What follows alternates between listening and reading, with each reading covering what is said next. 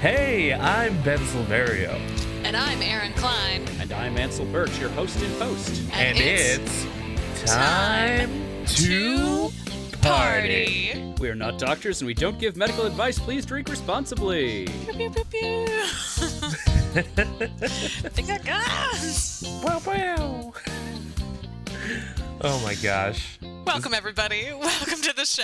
Hello.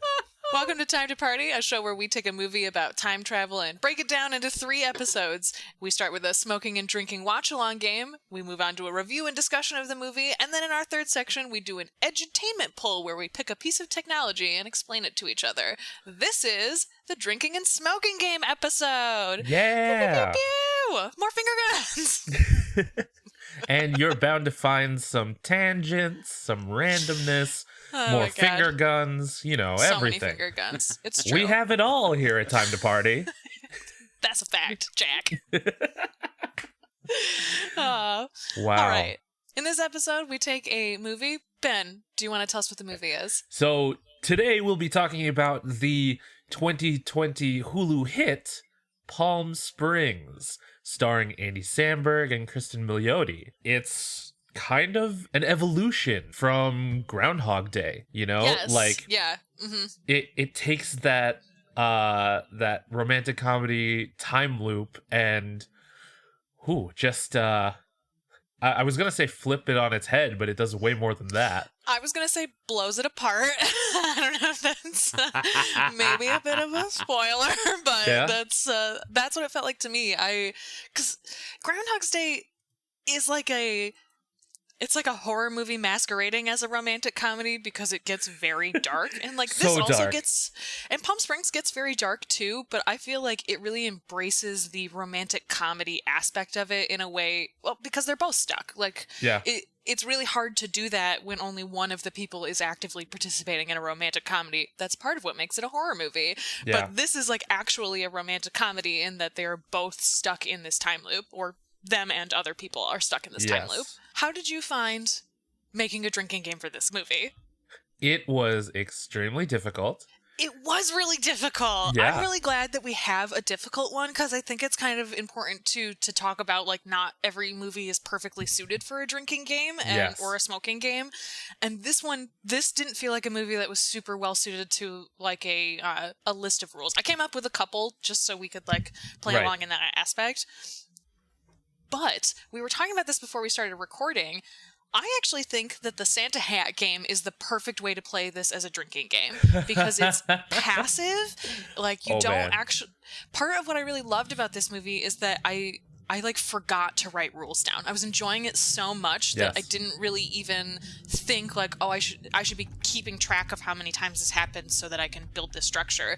And so it felt like a Santa game where you put like a Santa hat in the corner of a television screen and you drink every time someone lines up with wearing it would work better for a movie like this. Something that's really passive like that. Yeah, that's a great idea. That is a very fun way to enjoy this. Yeah, this was just such a good movie. Like, I'm excited to get into our second episode where we talk more about, like, the review and how we felt and, like, more about the time travel and the, like, aspects of the plot. But it was just so good. I was shocked how good this movie was, to be honest. I, like, was not expecting to love it as much as I did. When my friend saw it at Sundance, he messaged me, like, pretty shortly after and was like, you're gonna love this fucking movie. And I'm like, Andy Sandberg, really? And he's like, you're gonna love this fucking movie. I felt the same way. I'm not really a big fan of his. I don't particularly like Blasphemy. I don't particularly care for the cop show that he's on.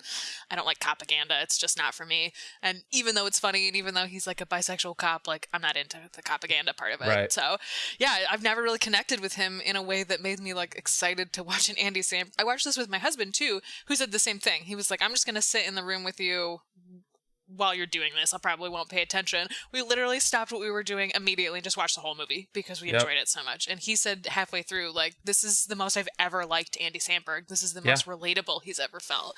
And I felt like when we picked this, I was like, oh, an Andy Sandberg movie. He's like funny. He does all these like gags and stuff. It'll be easy to come up with the drinking game for a movie that he's in.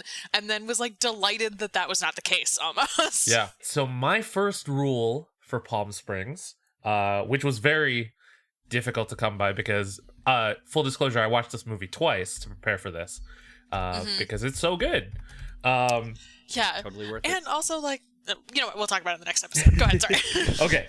My first rule is drink every time time resets. Ooh, that's Yes. hard. I know. That's like a every time a door closes, noise is off rule. That's like you only need to do this one if Yeah. you're drinking. Yeah. I think you could do a casual play and take a hit every time resets too, if you wanted to play like a gentler version. Yeah. Assuming you're playing with alcohol. If you're not playing with alcohol, then absolutely hydrate yourself. Take a drink every single time resets. You will be hydrated for the rest of your life. All right. My first rule, it's a take a hit rule for the smokers. Take a hit every time you see Roy in a new outfit. Ooh. It happens enough times, and I feel like because of the time resets, we get to see a lot of variety of Roy as well, that I feel like it's a good smoking rule. You can play it for a gentler experience. That is a good one. Speaking of Roy, played by J.K. Simmons, the incredible J.K. Simmons. Oh, incredible. He was so well cast in this. So I would not great. have picked him for this role, and yet here he was as a perfect Roy. He did such a great job. The only J.K. that matters at this point. The only one I'm aware of. Yeah, right? Yeah. There are no other important JKs in pop culture. Apologies to all of our listeners named JK. Yeah. If you, a listener, are named JK, you are also accepted in the J.K. Simmons umbrella. Absolutely. Yes. You're an honorary J.K. Simmons. A compliment, really. This rule is in honor of J.K. Simmons. Take a shot for J.K. Simmons whenever you want, just out of respect. Oh my god. Because he deserves it. He deserves the respect. I love that rule. I think that's fucking great. Oh my god, I love that so much. I'm a big fan of J.K. Simmons. He deserves our respect. Oh my god, I love him so much. J.K. Simmons is a actor that if he's in something, I'm more likely to see it because I like him so much that I know that his performance alone will often make a movie worth it. He's 100%. so good. Oh god, Whiplash. Like, I love J.K. Simmons so much, but I hated him so much in that movie, and I was just like, damn, acting. Yes. Acting. Oh, the best. Don't you love it when an actor's good at acting? Oh god, it's so refreshing. I know. It really is. I kind of said that half flippantly and joking, but I actually do mean it. It was really nice to see an actor who's just really good at acting. God, and then whenever he plays J. Jonah Jameson, I'm just like, oh, there is no one better. Him. Yeah, that role is absolutely fucking made has for to be him. Yeah. He's the best. The next Spider-Man's gonna be. Oh, I can't wait. I just need more of Jonah, everywhere with his angry blog. What a great rule. I love a J.K. Simmons appreciation shot rule. I feel like there are so many opportunities in this movie that you could do that as well because he puts in just a really incredible performance, which again we'll talk about in the next episode more, but I think that's a really good one. I like that. I have a drinking rule. Every once in a while I come up with drinking rules as well. Take a drink when you realize someone else is also stuck in a time loop. Because it happens enough times. Okay, I was going to save this for the next episode, but I actually think this is an appropriate one. That this is what made me think of this. Do you think the grandma is stuck in a time loop? I was going to ask you the same question. Yes! Okay, maybe we should save it for the next to talk a little more about it, but that's what made me think of it. There were enough times that I was like, is this person also stuck? Is that person also stuck? So I feel like that's an appropriate drinking rule. But okay, we'll table that until episode 2 when we get a little more into the movie. It was like a light bulb went off for me, and I was just like, what? So I'm excited to talk more about that later. Yes. My next rule is drink every time Niles or Sarah gets a new drink. Ooh, that's a good one. Yeah. That's a really good one. Based on my notes, that happens more times than the time reset. So that makes sense. I mean, they're at this wedding and that's a very heavy drinking time. They're all drinking in the mornings beforehand too. That's a good one. That's a really good one. Originally, he's always got his rack of strangely generic beer. Yes. I made a note later, too, about the wine. At one point, the bartender pours it and says, it's not good wine. And the response is, I don't care. Like, that's the most wedding shit I've ever heard in my whole life. Initially, the rule was going to be every time Niles or Sarah picks up a drink, but then that's a whole lot You'll more. die. Yeah. Don't do that. That's a horrible idea. Only do that if you're drinking water and you're like, I've really got to hydrate. It's the only time. Take a hit every time you see a crossbow. Happens with several characters, and I appreciated the amount of crossbow representation in this movie. I thought it was really fitting. Love a crossbow. Love a crossbow. I also love the idea that like a crossbow is just like if you're stuck in a time loop and you're some kind of unwilling time traveler, you're like, you know what always works? A crossbow. Like, I can learn this, no problem. It'll take me 4 time loops and I'll be an expert shot. Like, you know what? I think you're right. Were there any guns in this movie? Yeah, they're at a shooting range. Oh, that's right. They do go to a shooting range. Right. That's right. There's that like secondary character who comes back a couple of times with the gun range. Yes. But they're only ever used in that context, right? I don't think the guns ever leave the gun range. I wonder if it was a California gun licensing thing where it was like, okay, you can have guns in your movie, but only on this in this place where they've got separate licensing. That would make sense. And if you're trying to like film in Palm Springs, which they obviously did, like some of these locations are obviously on location, that would make a lot of sense. I didn't even think about that there weren't really a lot of guns in this movie. Because I like that scene where they like use that giant gun to blow stuff up, but they do it in a very like, we're stuck here and we just want to have a good time and blow some stuff up. It never is.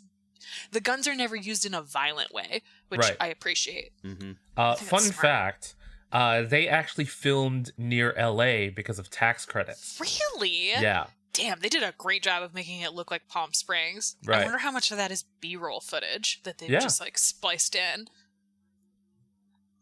Probably I would guess Right. a lot. There's a lot of shots of like the trees and the desert and stuff.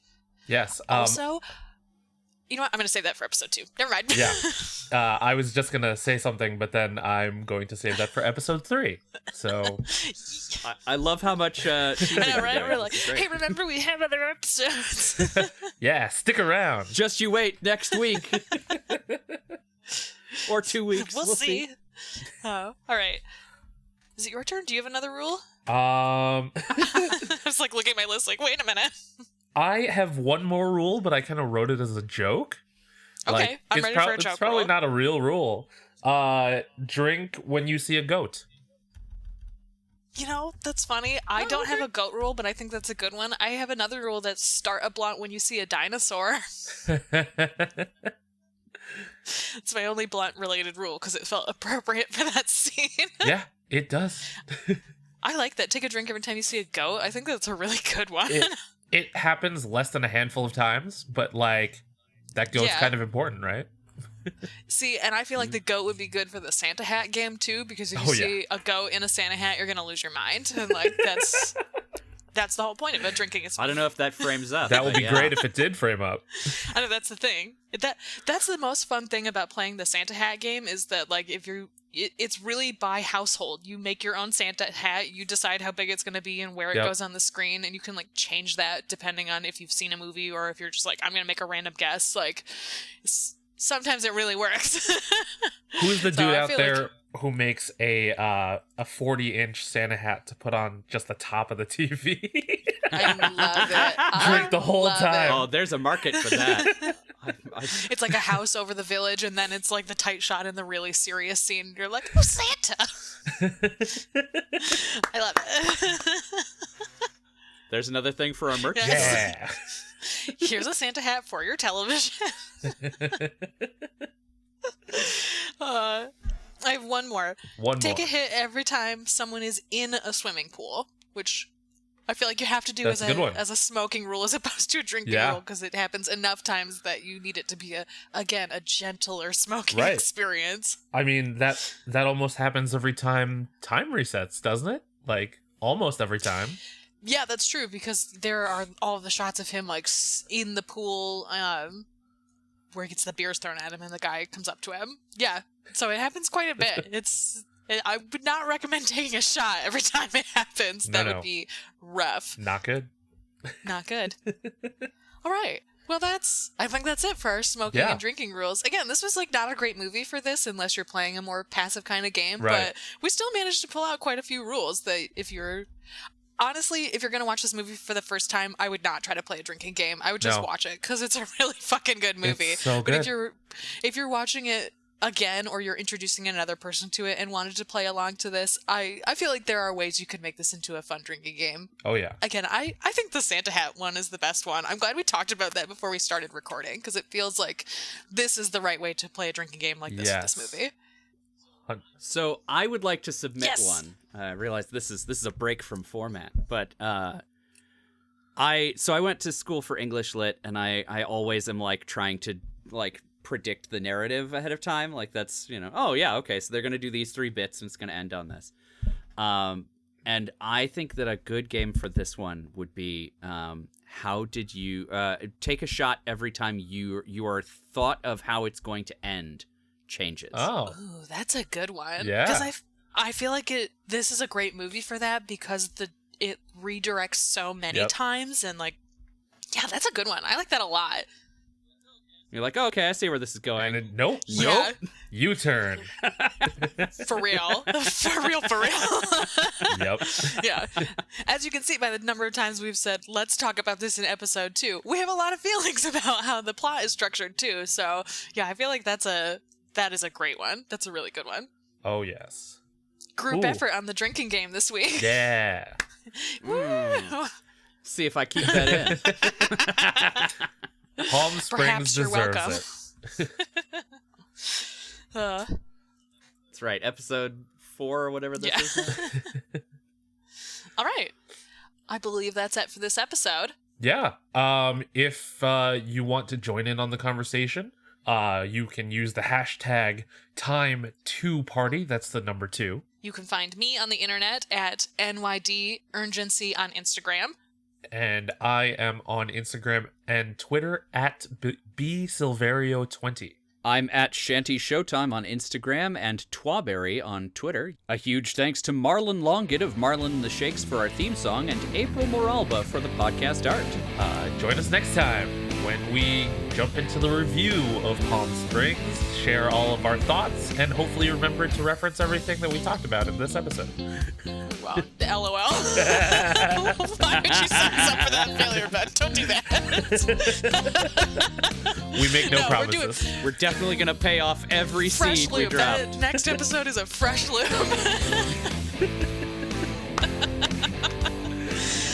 Join us next week as we discuss the plot, the time travel, things we liked.